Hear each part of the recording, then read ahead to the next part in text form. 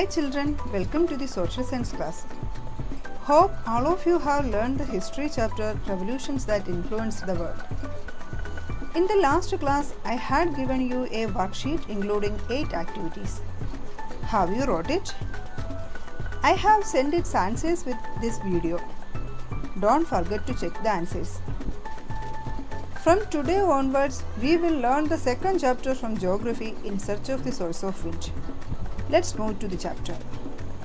Atmospheric phenomena like temperature, pressure, rain, and wind are essential for the existence of life on the earth, right?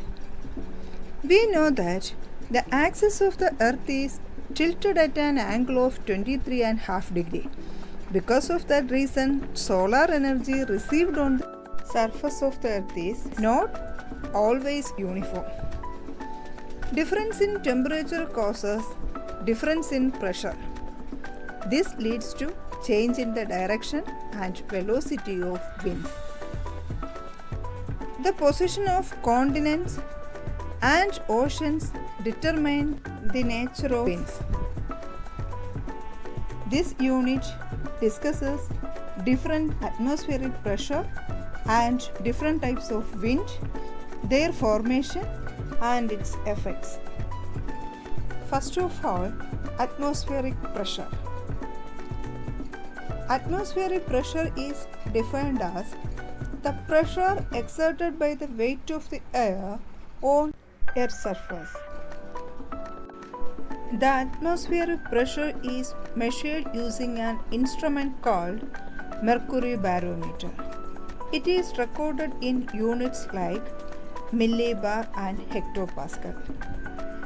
The level of mercury at normal atmospheric pressure will be 76 cm.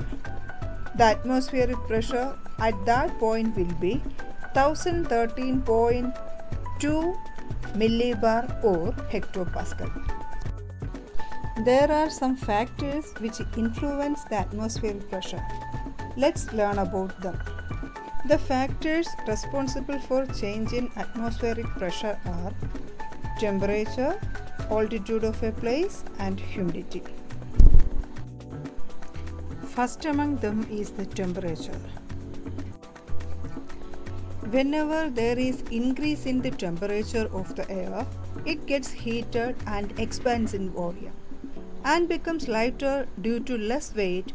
The heated air rises up, causing low pressure. That means as temperature increases, atmospheric pressure decreases, and as temperature decreases, atmospheric pressure increases. Thus, temperature and atmospheric pressure are inversely proportional. Next factor which influences atmospheric pressure is altitude. Atmospheric pressure increases with height. As we go up, the atmosphere becomes thinner and thinner, and its pressure also goes on decreasing. This is the reason why high pressure is formed at lower areas of plains, but on the mountains the pressure becomes low. Thus we can say, like temperature, altitude and atmospheric pressure are inversely proportional. Other than the temperature and altitude, humidity also influences the atmospheric pressure. Humidity refers to the quantity of water present in the atmosphere. Water vapor is lighter than air and hence it ascends. If the quantity of water vapor is more in a unit volume of air, then naturally the atmospheric pressure will be less. So we can realize that humidity and atmospheric pressure are inversely proportional.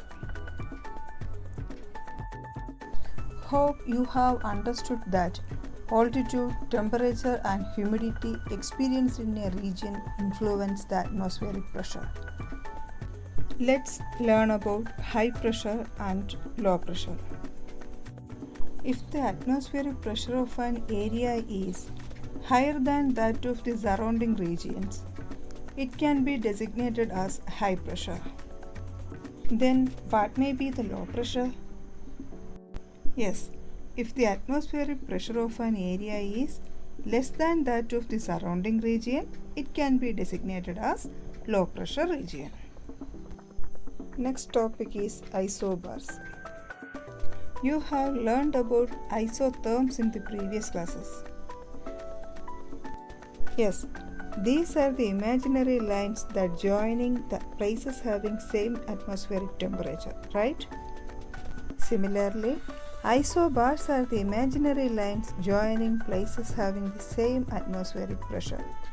We can easily understand the distribution of the atmospheric pressure of any region by observing the isobars.